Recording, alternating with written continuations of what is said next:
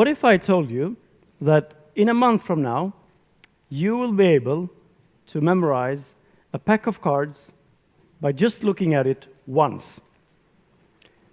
And you will be able to do that in under 5 minutes with a little bit of training. And what if I told you that that is all the knowledge you need to fundamentally understand how your memory and your brain works? And that knowledge will then help you in your everyday life, whether it comes to remember people's names, commit important information to memory, and then do it as a presentation at work. Or if you're a school child who wants to score perfect on an exam.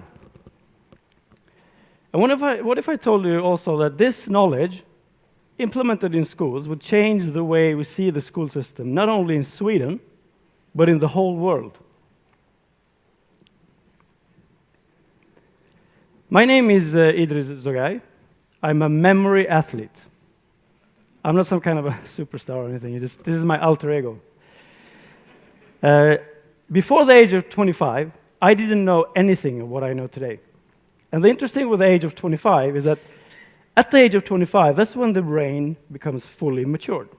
That is, you are a grown-up. And before that, I knew nothing. I also finished, well, I knew a lot of things, but I also finished my university studies and was thinking, what happens now? What am I going to do now in my life? I've always been very interested in traveling and getting to know other people, culture, etc. And that requires communication. So I was thinking, okay, I like a challenge, and I like to communicate with people, so I'm going to learn a language, a new language, something completely different from what I know now. I know the Latin alphabet, but I want to learn something that I don't understand when I look at it. It's like, let's say, Arabic or Chinese, Japanese. Even Hindi crossed my mind. So while I was looking at courses I could take at home, because I was tired of the university life, I accidentally came across a book on memory. And I was thinking, I want to learn this new language the way children do it, by practicing, going somewhere and talking to the people, and in that sense, learning the language. I sort of don't like grammar, so this was my way of cheating away the grammar studies. So I thought, if I'm going to do it that way, I will want to come prepared. So I want to put a lot of words and phrases into memory and then go to that country or that part of the world. And this book of memory was excellent. Why not start to read it and then see what happens? So I ordered the book and started to read and realized that it was apparently all about techniques, like thinking the right way. And it wasn't that difficult. I was very picky with the language I wanted to learn, so I was like reading the book, doing some exercises, and like several years went by, and I didn't find any language to select. But in the meantime, I was doing these exercises and getting gradually better. And another interesting thing about this book was that at the end chapter, this person talked about that you can compete in memory. And I was thinking, what? They have competitions in memory?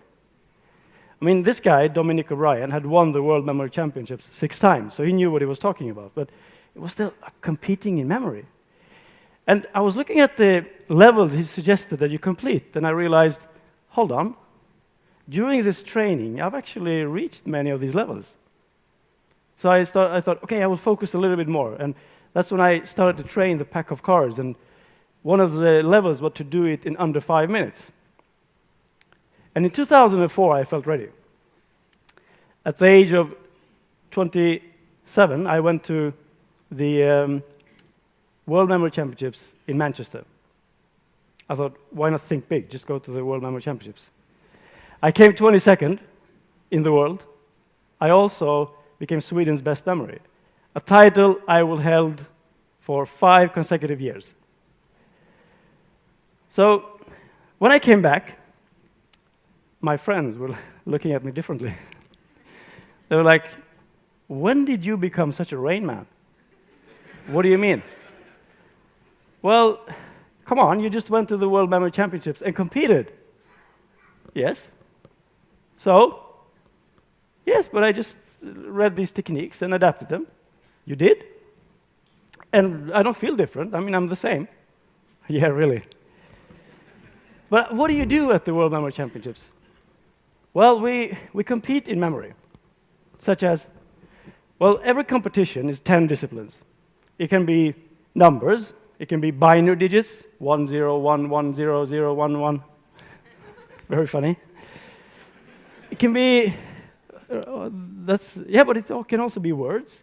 It can be names and faces, people's names. It can be historic dates. Do you know that the world record for memorizing historic dates is about the same, is more even, than all the dates you learn throughout the school system, including high school? And this guy does it in 5 minutes. Imagine that. 12 years compressed to 5 minutes. So but I think it's easier if I show you. So they would take a pack of cards, shuffle it. Not the one that we had before, it's shuffled. So they give it to me, and then while we're chit-chatting, I would start. And then after a while, they would ask me, Idriz, when are you going to start? Well, actually, I'm already done. What do you mean? Yeah, well, take the card, the pack, split it anywhere you want. Okay, let's say there. So this is diamonds of 9. So what comes after diamonds of 9? What do you mean? Yeah, what is the card that comes after diamonds of 9? Clubs of 2, right? And what comes after clubs of 2? Hearts of 10. And what comes after hearts of 10? 2 5s. That's good. It's one is diamond and one is hearts. I would say that's one's a heart. So, okay. So there was, oh man, come on, how do you do this? Well, it's just about adapting techniques. And actually, I think it's easy if I show you with an exercise. Okay. Look at these 2 images. Do you see a connection between them? I give you a hint. There is no connection. It's just 2 randomly picked pictures. But here's what I want you to do. I want you to make a fun, vivid, animated story. Use all your senses, see how it looks like, feels like, to connect these 2 images together. And do it in 3D. Even though you don't have the 3D goggles, your brain is amazing. It can do it anyway. So project it in 3D. I give you a few seconds to do this.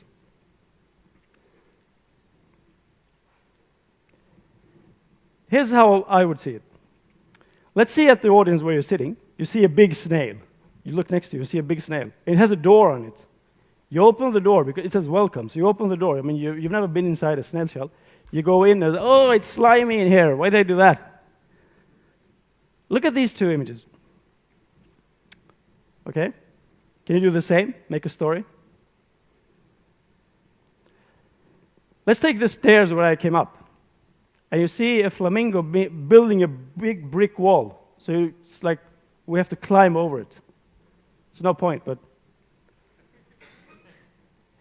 And these 3, what do you think?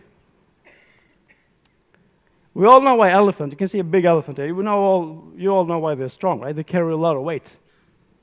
So and you see a big giraffe up to the screen, and the skier, they're like, woohoo, I'm going to go skiing, yee-hoo! Down the giraffe's neck.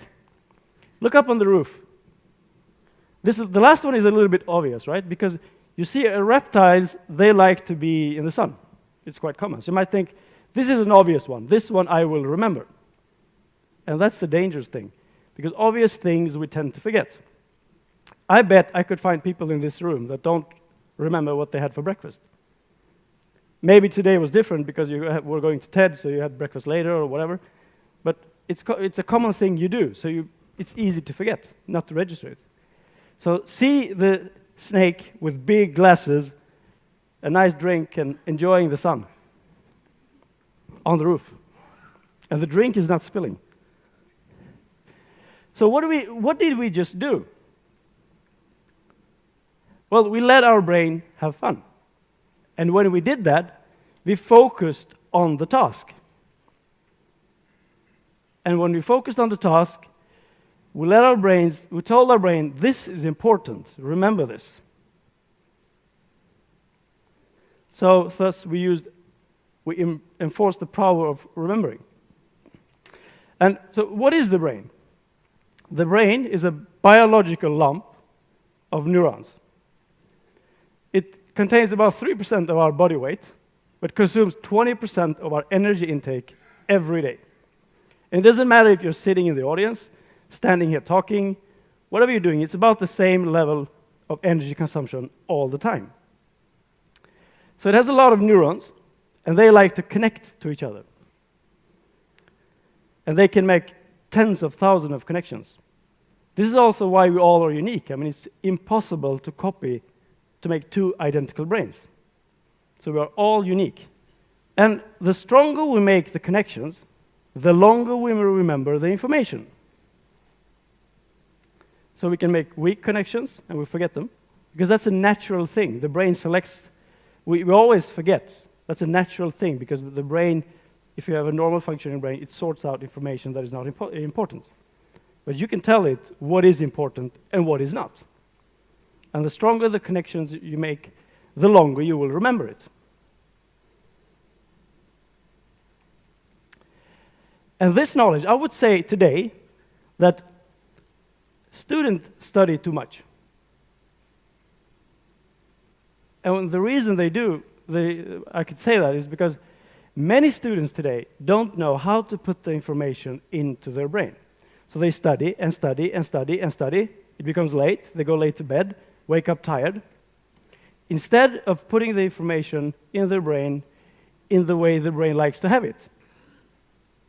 And then they can rest, commit time to the hobby, spend time with the family, and then do a repetition of the information they learned. But if you don't know that the information is there, you don't trust your brain. And if you don't trust your brain, you study all the time. So I will prove this to you, that your brain actually is better than you might think yourself. The exercise we did before, I do with 5-year-olds.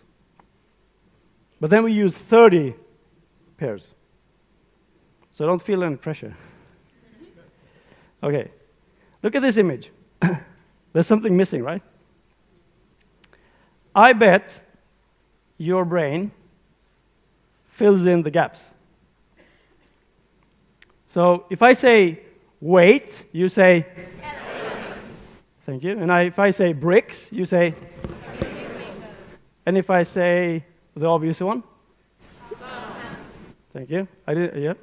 If I say door, you say and if I say ski? Yeah. And if I told you, give them to me in the right order as they came up, what would you do? You would close your eyes, go to the first place, go to the second place, go to the third place, the fourth place, and the roof is the last one. Give them to me backwards. You just go backwards. And this is what we do at memory competitions. We just put, now you memorize 10 words. And that's what one of the events, to memorize words. So you can go to a competition and perform. The only thing we do is that we do it faster and longer. I mean, it's very interesting to note that the world record for memorizing a pack of cards, by just looking at them once, as fast as possible, is about the same time it takes Usain Bolt to run 200 meters. Think of that the next time you watch the Olympics. When he starts, you start and see how many cards you remember. Now, I don't know Usain Bolt, but I know the world record holder for the cards, Simon Reinhardt. And I know how much he trains. But I know he doesn't do anything different from what we did just before. So he just structures the knowledge, he puts into his brain. He looks at the information once, and he knows it sticks there.